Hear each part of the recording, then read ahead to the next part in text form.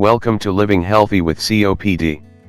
Subscribe and hit the notification bell. Mucus-producing cough.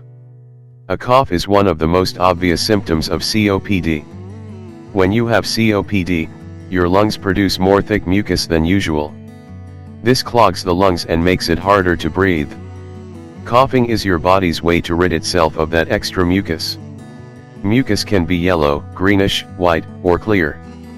People with COPD tend to get sick with upper respiratory tract infections more easily and take longer to recover. If you have any of the following symptoms, see your doctor. Shortness of breath. Yellow or green sputum production. Wheezing. Fever or chills. Living Health with COPD. Subscribe for daily video uploads. We have videos for everything COPD. From daily motivational videos, to exercise tips, health tips, diet and supplement tips, study and article reviews. Hit the notification bell so you can be notified of our daily videos. Have a blessed day and be COPD strong.